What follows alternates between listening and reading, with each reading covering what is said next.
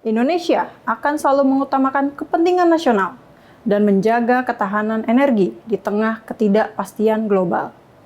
Pernyataan ini terdengar normatif, namun sesungguhnya mengandung pesan yang kuat. Indonesia tidak ingin terikat pada satu blok kekuatan. Pengamat energi Universitas Padjadjaran, Yayat Satyakti, yang dikutip oleh media Indonesia, menyatakan, langkah Indonesia membuka opsi impor dari Rusia adalah bagian dari strategi diversifikasi. Namun, tetap harus dihitung risiko geopolitiknya, terutama terkait hubungan dengan Barat. Pernyataan ini menegaskan satu hal, tidak ada keputusan energi yang benar-benar netral. Latar belakangnya semakin kompleks ketika konflik di Timur Tengah terus saja memanas.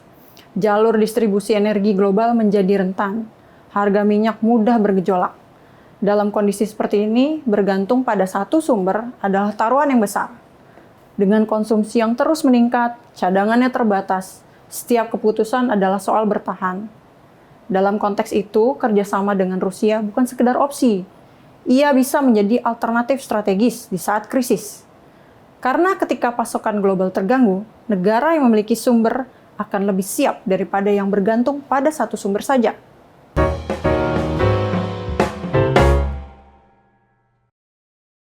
Salam Sobat Media Indonesia, jumpa lagi di Editors. Di tengah dunia yang makin panas, bukan hanya suhu, tapi juga suhu politik global. Indonesia kembali memainkan jurus klasiknya, bebas aktif. Atau kalau mau lebih jujur, ya main dua kaki. Kali ini panggungnya bukan sekedar diplomasi, melainkan energi, urat nadi ekonomi yang menentukan apakah sebuah negara bisa berdiri tegak atau justru tersungkur diam-diam. Realitas pertama yang harus diakui Indonesia bukan lagi negara kaya yang minyak. Kita sudah lama turun kasta menjadi net importir energi. Artinya sederhana, kita hidup dari pasokan luar. Ketika dunia tenang, ini terasa normal. Namun saat geopolitik memanas, ketergantungan ini menjadi titik lemah yang paling nyata. Data menunjukkan Indonesia menggelontorkan puluhan miliar dolar Amerika untuk impor energi setiap tahun. Di saat yang sama, hubungan energi dengan Amerika Serikat juga terus diperkuat. Namun dalam dinamika terbaru, pemerintah mulai melirik Rusia sebagai mitra alternatif. Ancang-ancangnya adalah kunjungan Presiden Prabowo Subianto ke Rusia. Presiden secara tegas menyampaikan bahwa Indonesia akan mengutamakan kepentingan nasional dalam menentukan kebijakan energi. Dalam sebuah pernyataan yang dikutip media, ia menegaskan, Indonesia akan selalu mengutamakan kepentingan nasional dan menjaga ketahanan energi di tengah ketidakpastian global. Pernyataan ini terdengar normatif, namun sesungguhnya mengandung pesan yang kuat. Indonesia tidak ingin terikat pada satu blok kekuatan.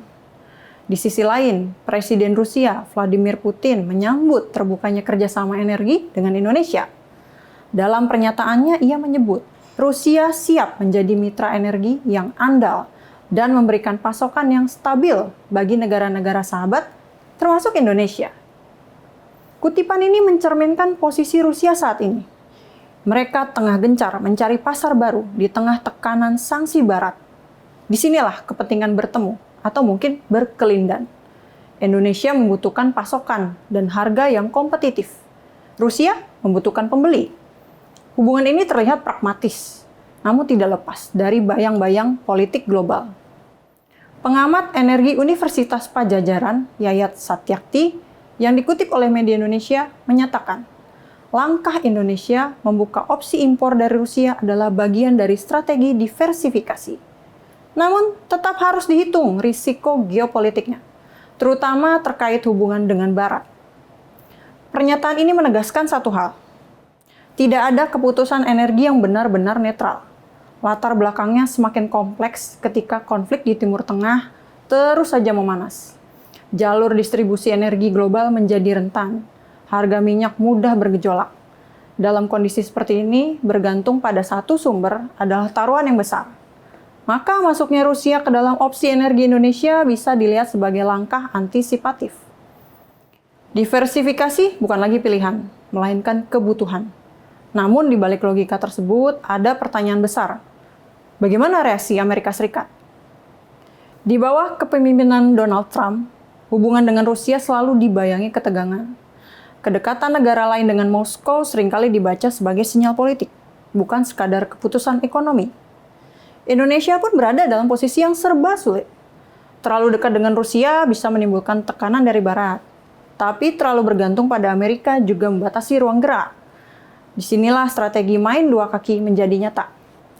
Di satu sisi langkah ini memberikan keuntungan, harga lebih murah, pasokannya lebih beragam, dan perlindungan dari guncangan global. Tapi di sisi lain risikonya adalah tekanan diplomatik dan potensi gesekan politik. Tapi ada satu hal yang sering dilupakan. Indonesia tidak punya kemewahan untuk idealisme energi. Dengan konsumsi yang terus meningkat, cadangannya terbatas, setiap keputusan adalah soal bertahan. Dalam konteks itu, kerjasama dengan Rusia bukan sekedar opsi. Ia bisa menjadi alternatif strategis di saat krisis. Karena ketika pasokan global terganggu, negara yang memiliki sumber akan lebih siap daripada yang bergantung pada satu sumber saja. Indonesia mencoba berada di tengah, di garis tipis, antara kepentingan dan tekanan. Dan disitulah ironi terbesar muncul. Dalam dunia yang memaksa kita memilih sisi, menjadi netral justru membutuhkan keberanian yang lebih besar daripada berpihak pada sisi yang lain. Ketika negara lain sibuk memilih kawan dan lawan, Indonesia memilih harga terbaik. Karena di pom bensin, ideologi tidak ada di struk pembayaran.